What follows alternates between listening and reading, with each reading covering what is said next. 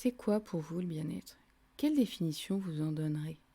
Sous quel aspect dans votre vie vous faites des choses pour votre bien-être? C'est un sujet tellement large que j'ai décidé de faire une enquête à travers des interviews. Je m'appelle Sarah, je suis énergéticienne et cette fois-ci je suis allée voir une coach et pas n'importe laquelle. Une qui m'a aidée dans ma vie sur mon travail personnel, qui fait toujours partie de ma vie et je l'en remercie pour tous ses bienfaits. Il s'agit de Julie Souchard du cabinet Essentiel. Alors si vous êtes curieux et que vous voulez rigoler avec nous, restez.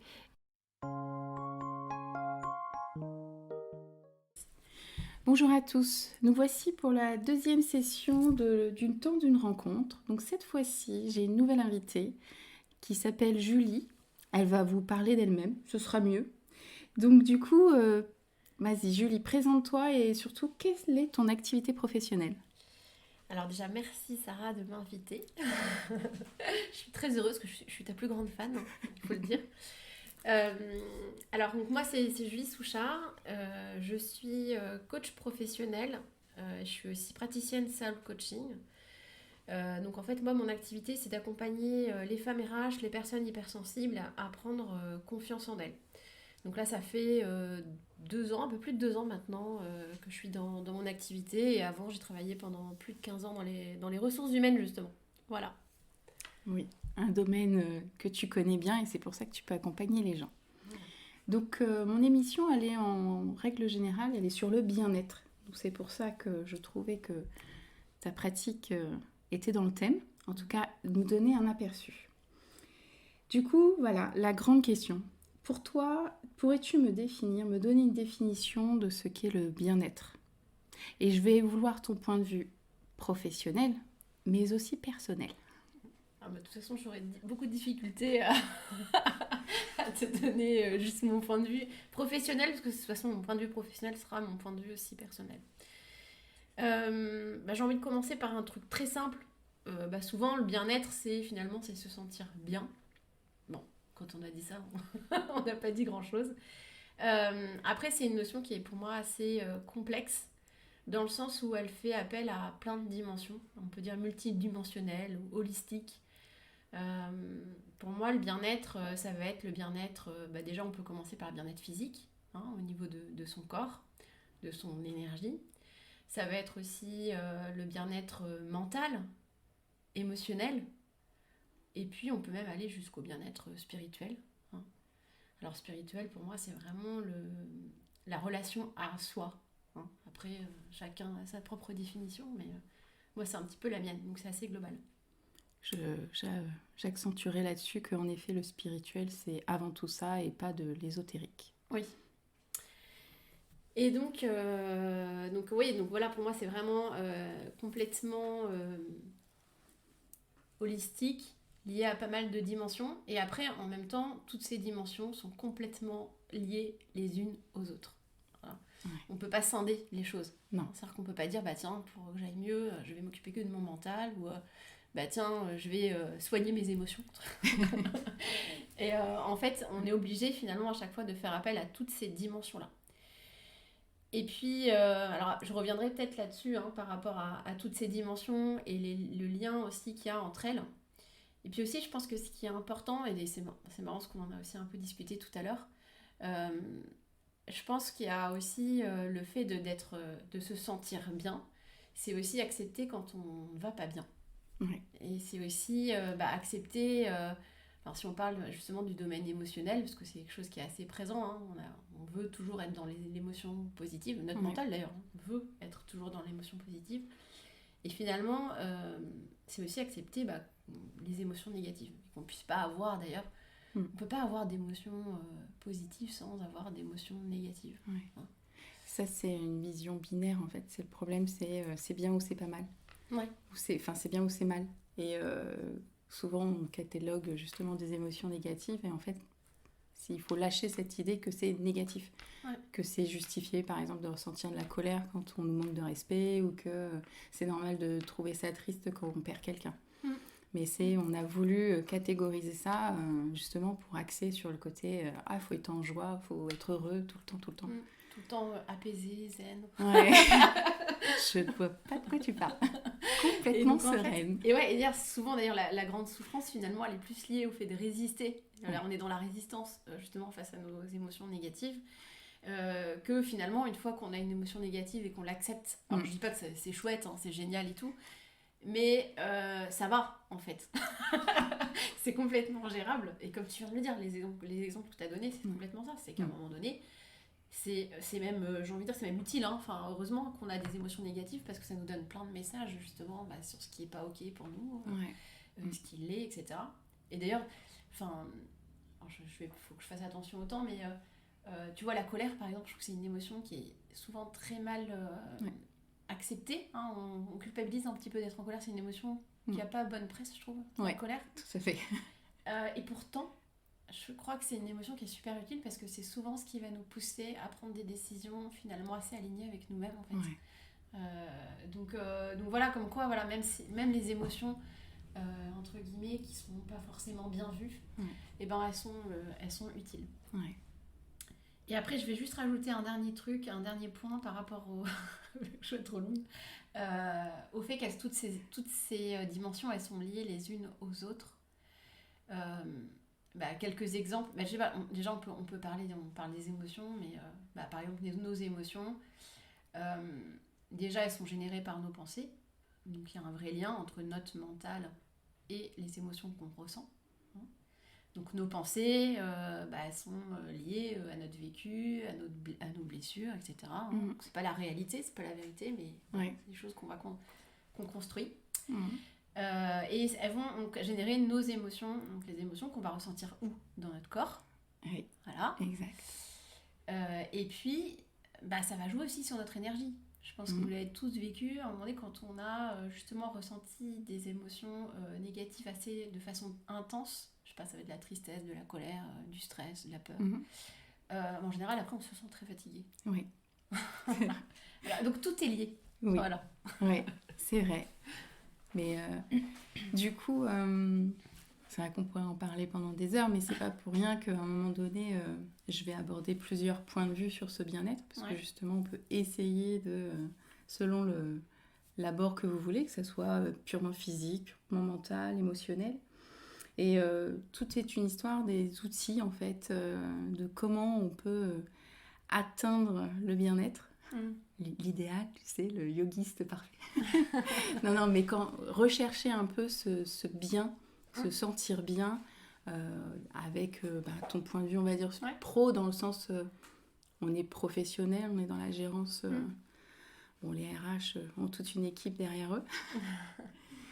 Mais après aussi, forcément, comme tu nous l'as dit, tu l'appliques aussi dans ta vie personnelle. C'est des outils testés et approuvés. Alors, il y a plein d'outils. Je crois que ce qui est important, justement, déjà, c'est de prendre conscience que... justement, prendre conscience de cette multidimensionnalité. C'est-à-dire que, justement, si je veux être bien au niveau de ma santé physique, par exemple, on va commencer par ça, je vais pas devoir juste m'occuper de ma santé physique. Non. Voilà. Ouais. Donc, c'est aussi déjà arriver à tout reconnecter. Et notamment, je trouve que le corps, souvent, on a tendance à se déconnecter de notre corps, surtout quand on est très sensible, voire hypersensible. Parce que justement, quand on est sensible, très, très sensible, eh bien, qu'est-ce qui se passe ? On va avoir tendance, c'est assez intuitif, vouloir se couper de notre corps, parce que c'est là où on ressent toutes nos émotions. Et du coup, c'est trop fort, quoi. Oui. Donc, intuitivement, on va se couper de notre corps. Et puis ça c'est pas bon, hein. Donc c'est déjà, je pense, apprendre à se reconnecter à son corps aussi, déjà, d'en prendre conscience, d'en prendre soin. Après, au niveau des outils, alors il en existe des millions. Oui. Je vais pas être exhaustive, je vais pas vous présenter tous les outils qui existent. Non, c'est plutôt ceux que tu appliques, on va dire, et on n'a pas fini de faire la liste, ça c'est certain. Je pense que ce qui est important, finalement, déjà, c'est de trouver les outils qui nous conviennent, parce qu'on est tous différents, il y a des choses qui vont peut-être fonctionner pour moi, mais pas forcément pour toi. Voilà. Et puis, il faut que ce soit des outils qui soient faciles à intégrer dans notre quotidien. Parce que, des fois, il y a des trucs... il y a des trucs magiques qu'on nous propose. Ouais. On va le faire pendant une semaine, mais c'est impossible de tenir sur la longueur parce que soit c'est lourd, soit ça coûte de l'argent, soit c'est... Enfin, j'en sais rien, mais ça prend trop de temps. Donc déjà, prendre des outils finalement assez simples. Alors, je vais parler d'un outil qui est pour moi assez puissant, mais c'est pareil, peut-être que ça ne vous conviendra pas forcément, c'est la méditation. En toute objectivité. Alors pourquoi moi je trouve ça génial, la méditation? Je trouve vraiment que c'est un outil puissant. Déjà comme je viens de dire, c'est un outil qui est simple, il ne coûte rien. 10 minutes par jour ça suffit pour avoir de vrais résultats. Donc c'est quand même quelque chose qu'on va pouvoir finalement ritualiser dans notre quotidien. C'est ça qui est important en fait, d'ailleurs dans les outils, je vous rappelle, mais je crois que le plus important c'est d'arriver à mettre en place des choses dans notre quotidien, c'est-à-dire que tous les jours, à ritualiser des choses. C'est ça qui va avoir le plus d'effet, d'impact. Et pas forcément des grands... Enfin voilà, partir faire une retraite spirituelle, c'est bien, je dis pas le contraire, mais si on revient chez soi et on repart dans notre quotidien comme avant, les effets vont être... Comme les vacances de 15 jours sur toute une année. Voilà. On a très perdu vite les effets. Donc la méditation, déjà pour moi c'est assez facile, entre guillemets, à mettre en place. Alors juste petit rappel, sur la méditation, c'est que l'idée c'est pas de chercher à ne plus avoir de pensée, parce que c'est souvent la problématique. Moi j'entends beaucoup, j'y arrive pas, du coup j'abandonne. En fait, vous êtes des êtres humains.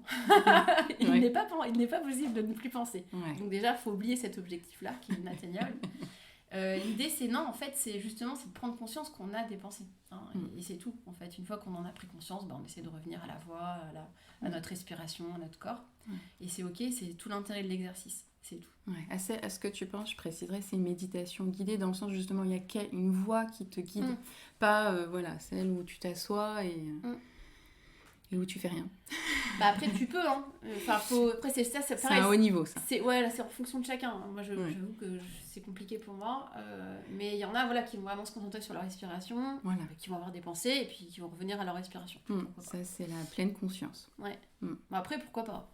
C'est pour ça il faut vraiment expérimenter, je pense. Faut vraiment expérimenter et trouver ce qui vous convient le mieux. Je pense quand même que pour débuter, la méditation guidée, c'est quand même ce qu'il y a de plus facile. Puis après, vous évoluez comme vous avez envie, vers d'autres pratiques. Et alors, qu'est-ce que ça nous apporte, en fait, la méditation? Tout simplement, ça va nous aider à, justement, à prendre conscience de nos pensées. Donc, à prendre de la hauteur, de la distance. En fait, ça va nous permettre de les observer, nos pensées. Et comme je l'ai dit tout à l'heure, nos pensées, c'est pas la réalité, c'est pas la vérité. Et donc, de pouvoir prendre de la distance et de la hauteur par rapport à nos pensées, c'est ce qui va nous aider justement à se dire en fait là non quoi, cette pensée elle est pas valable, je la mets de côté. Alors on va continuer à avoir des pensées négatives, c'est encore pareil, je le répète, mais c'est pas possible. Donc c'est ok, et puis de travailler dessus, parce que ça peut être des croyances aussi négatives qu'on peut avoir. Donc ça va nous permettre de pouvoir travailler dessus et puis de nous sentir plus apaisés, parce que pour le coup la méditation c'est vraiment en lien avec le corps en fait. Le corps se repose, il est tendu, soulagé. Alors moi c'est ce que j'induis beaucoup. Et après en fonction du voyage, de la visualisation, elle peut aider. Et le mental normalement il suit, donc il se repose. Oui c'est ça, il est en mode veille en fait. C'est ce qu'on cherche. Et d'ailleurs c'est ça qu'il faut bien avoir en tête, c'est que c'est vraiment le corps le canal le plus puissant. Pour apaiser notre mental. Donc à partir de là, il existe c'est pour ça que je disais tout à l'heure, des millions d'outils finalement. Ça peut être écrire, chanter, danser. Non mais c'est vrai, c'est vaste. Mais voilà, je pense que c'est une activité quand même assez... Alors moi par exemple, dans mes programmes, je vais proposer pas mal d'outils différents. Donc la méditation, bien sûr, ça peut être la cohérence cardiaque, le fait d'écrire. Alors écrire, c'est pas tenir un journal intime, c'est écrire ses pensées. Ça peut être écrire des gratitudes aussi, pour essayer d'entraîner un peu notre mental aussi à voir le positif. Parce que ça, il faut bien comprendre que notre mental, il a cette tendance à se focaliser sur le négatif. Donc ça va jouer sur nos pensées et nos émotions. L'écriture, j'aime bien, c'est quelque chose que je dis souvent, comme tu dis, c'est pas pour avoir un journal, mais en fait, ça nous on voit quand même nos pensées. Vraiment, on prend conscience. Et peut-être même justement des phrases négatives qu'on peut se dire, et tant qu'on ne l'écrit pas, on s'en rend pas compte. Et puis après, ce qui est vraiment important, finalement, c'est apprendre à se connaître. Alors, je sais que ça fait très bateau de le dire, mais c'est quand même la base. Ouais. Alors des fois, ça suppose de changer un peu notre fonctionnement parce que souvent, on peut avoir cette tendance à être très tourné vers les autres. Je regarde Sarah parce qu'on est un peu pareil là-dessus, très tourné vers les autres, finalement à s'adapter aux autres, à prendre soin des autres et souvent, on s'oublie. Et puis le projecteur, on ne tourne que vers les autres. Et là, l'idée, c'est un peu de changer son fonctionnement et le tourner un peu vers soi. Et puis de se poser des questions qu'on ne se pose pas, comme tiens, qu'est-ce qui me ferait plaisir, ce dont j'ai besoin, qu'est-ce qui est vraiment important pour moi, et pas que qu'est-ce qui est important pour l'autre. Voilà. On peut se poser aussi la question, ça n'empêche pas. Mais d'abord sur soi. Et d'ailleurs, c'est ça aussi qui est important, c'est le fait de s'écouter. C'est pas évident, ce que je dis. Là, voilà, c'est pas des choses qui se font du jour au lendemain quand on n'est pas habitué. Mais c'est super important. C'est ce qui va faire que vous allez vous sentir mieux finalement. C'est de vous écouter, d'écouter justement quand vous avez des émotions. Tiens, pourquoi je ressens ça ? Qu'est-ce qui se passe ? Il y a un truc qui m'agace là, ça nous arrive, ça m'agace vraiment, mais je ne sais pas pourquoi. Voilà. Voilà, c'est écouter et il y a toujours un message, il y a toujours quelque chose à apprendre finalement. Et puis c'est un chemin qui est jamais terminé en fait. Non. Mais c'est vrai, hein.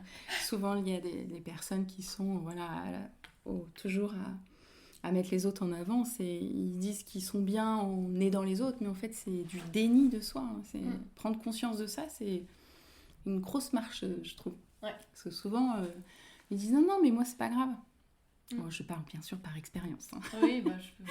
Mais non, c'est très important de se prendre, est-ce que je suis bien, comment je me sens là, à l'heure actuelle, qu'est-ce qui me dérange et qu'est-ce qui va pas, et qu'est-ce que je peux y faire du coup. Comment je peux m'apaiser, me calmer, ou me défouler si j'ai besoin. C'est ça. Et tu l'as peut-être un peu évoqué vite fait, mais est-ce qu'on pourrait redire, parce que je dis, pourquoi tu en es venue là en fait. Alors justement... c'est intéressant. Parce que justement, en fait, il y a quelques années maintenant, justement, j'ai pris conscience. Moi, je n'allais pas bien, concrètement. En général, c'est des phases qui nous apprennent beaucoup. Et donc, j'allais pas bien. Et là, j'ai pris conscience finalement que je ne savais pas qui j'étais. Justement, parce que j'étais très tournée vers les autres. Voilà, à m'occuper des autres, à m'adapter beaucoup aux autres. À un point que je m'oubliais complètement et je me posais même pas toutes ces questions-là, de savoir qu'est-ce que j'aime, qu'est-ce qui est important pour moi, ce dont j'ai besoin. Et donc moi, ça a été un peu un déclic, cette prise de conscience-là. Et j'ai commencé à entamer, on dirait, ce petit chemin. Voilà. Donc j'ai commencé à lire pas mal de bouquins en développement personnel, on commence par ça, des podcasts, des conférences. Mais rapidement, j'ai été en même temps assez frustrée. Parce que j'ai appris plein de choses, j'ai lu des super bouquins, je continue à lire, c'est toujours intéressant. Mais en même temps, je restais dans la théorie. Il faut s'aimer, il faut être bienveillant avec soi-même, il faut accueillir ses émotions, il faut sortir de sa zone de confort. Ok, super, mais tu fais comment ? Et ça, je trouvais pas de réponse concrète en fait. Tu vois, il faut s'aimer par exemple, pour trouver une réponse concrète, tu trouves pas. Tape sur Google, tu verras. Tu vas tomber que sur des trucs hyper théoriques et pas vraiment de... Et puis moi, je suis assez pragmatique en fait finalement. Et j'aime bien avoir des choses concrètes. Bon, bref, j'ai pris conscience qu'il fallait que je sois plus dans l'action. Et ça, c'est important aussi d'ailleurs. Alors, c'est bien d'apprendre, c'est bien de lire, mais faites des choses. Mettez des choses en place. Des petites choses, encore une fois. Pas forcément des choses très importantes, mais des petites choses. Et c'est comme ça en fait que j'ai décidé de me former au coaching.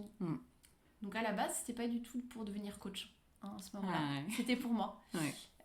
C'était pour moi. L'idée, c'était de justement d'être plus dans l'action, d'avoir des outils pour pouvoir justement apprendre à me connaître et puis avancer aussi dans cette confiance en moi. Et puis ça m'a beaucoup aidée, pour le coup. Et ça m'a tellement aidée que ça m'a aussi aidée à trouver ma voie.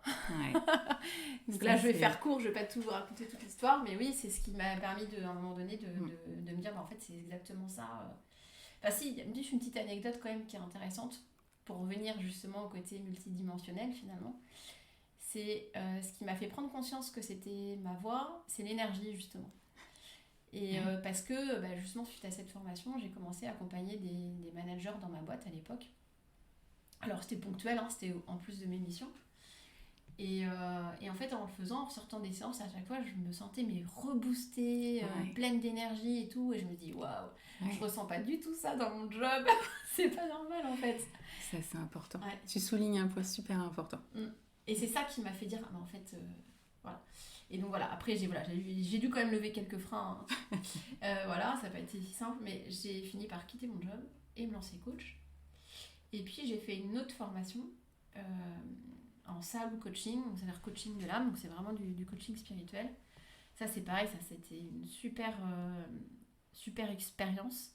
Et ça m'a aussi apporté pas mal d'outils, finalement assez concrets, parce qu'on pouvait se dire c'est spirituel. Donc, voilà. Et en fait non, j'ai eu beaucoup d'outils très concrets qui permettaient justement d'apaiser son mental, de se connecter à soi, d'apprendre à se connaître et tout ça. Et bien sûr, moi aussi ça m'a beaucoup aidée, parce qu'à chaque fois je suis ma première cobaye. Donc voilà un petit peu mon parcours. Ouais, mais c'est ça, comme tu dis, généralement on aboutit à quelque chose parce que d'abord on l'a expérimenté, sinon je pense qu'on peut pas bien en parler. Et puis comme tu dis, je reviens sur ça t'a apporté de l'énergie et c'est comme ça que tu savais que c'est ta voix, c'est ça, c'est ça. Ce qu'on fait doit être moteur, ça doit nous mettre en joie, et c'est là où on dit, moi je prendrais le terme, on est aligné. Ouais, c'est ça. Mais voilà, parce que quand on fait quelque chose contre nous-mêmes, voilà, c'est un repère qui peut donner, si jamais vous avez besoin. Et d'ailleurs, on confond souvent, parce qu'on parle, on est vraiment dans la thématique du bien-être. Pendant longtemps, je pensais que c'était normal que je sois aussi fatiguée. Oui. Je m'étais dit que c'était mon job qui était... Alors c'est vrai que le boulot des RH t'as aussi un boulot aussi qui est aussi épuisant, tu vois. On pourra en revenir après, mais en tout cas, voilà, moi je pensais que c'était la faute de mon métier, quoi. Que c'était mon job qui était assez prenant, contraignant, il y avait une charge de travail forte. Et donc c'était normal que je rentre chez moi et que je sois complètement vidée, quoi. Oui. Et non, mais c'est trop vrai, la société pense que...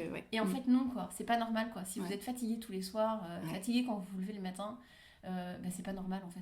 Voilà. Et c'est pas normal que, entre guillemets, vous soyez aussi fatigué.